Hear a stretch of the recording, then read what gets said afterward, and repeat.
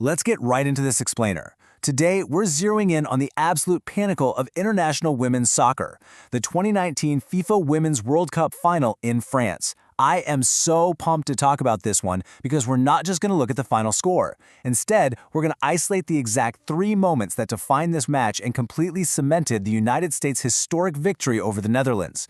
We're going to see exactly how a championship is won at the absolute highest level. I want to start by throwing you right back into that stadium, with the electric words the broadcasters used as the players walked out onto the pitch. This is it, what the last 2 years of preparation have been all about. I mean, just think about the sheer weight of that statement for a second. You've got the 3-time world champions taking on the reigning European champions, all to decide who gets to wear the ultimate crown. Section 1. Champions collide in France. The stakes of the 2019 final. Before the opening whistle even blew, the physical context of this matchup was super stark. On one side, you have the mighty US. They're the reigning 3-time champs, they're well-rested, and crucially, they had superstar captain Megan Rapinoe back in the starting lineup after she missed the semifinal against England. Now on the other side, the Netherlands. They're the reigning European champions, an incredible squad, but they had just played a totally grueling extra half hour in their semifinal against Sweden.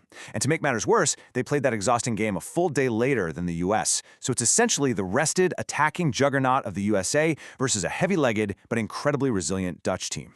Right out of the gate, the U.S. brought incredibly heavy pressure. About 15 minutes in, Megan Rapinoe is just whipping in these dangerous crosses from the left, forcing the Dutch to hang on for dear life. Then at the 30-minute mark, Julie Ertz connects with a super volley, but it's brilliantly saved. A few minutes later, Alex Morgan finds space, lashes a fierce drive, and again, she's denied. Dutch goalkeeper Sari van Veenendaal was honestly having the game of her life, making these world-class reaction saves and single-handedly keeping her team in it for that entire first half. Which brings us to moment 1, the breakthrough, breaking the deadlock. You know, you can only bend a defense so much before it finally snaps, and the tension just boiled over in the penalty area. The broadcasters reacted in real time as Dutch defender Stephanie van der Gracht came flying in. Look at this leg. Oh, that's very high, right up under the chin of Morgan. Van der Gracht's boot went incredibly high, making a super dangerous challenge right on Alex Morgan. It was one of those heart-stopping collisions that just completely halts the flow of the game. So the crucial point here is this exact, incredibly tense sequence that changed everything. First, you have that agonizing high boot. Then, the French referee, Stephanie Frappart, doesn't immediately point to the spot. She opts for a VAR review. And man, that just let the tension build and build in the stadium. Finally, the decision comes down. She points to the spot for an American penalty and pulls out a yellow card for a visibly crushed Van der Gracht. Just a heartbreaking realization for a Dutch defense that had worked so hard. Facing Sari van Veenendaal, who, remember, had been an absolute brick wall and basically the face of the tournament for the Dutch, Megan Rapinoe steps up.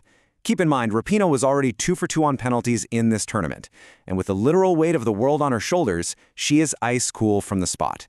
She fires it home, getting the first goal of the final and putting the U.S. up 1-0. And that leads us to moment 2, the dagger, Rose Lavelle's solo brilliance. Now that the U.S. had the lead, the whole tactical landscape shifted. The Netherlands couldn't just sit back and absorb pressure anymore. They had to chase the game, which meant opening up.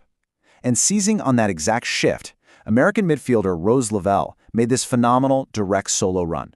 Broadcasters instantly knew how massive this was, declaring Rose Lavelle might have won the World Cup for the United States with a fantastic goal.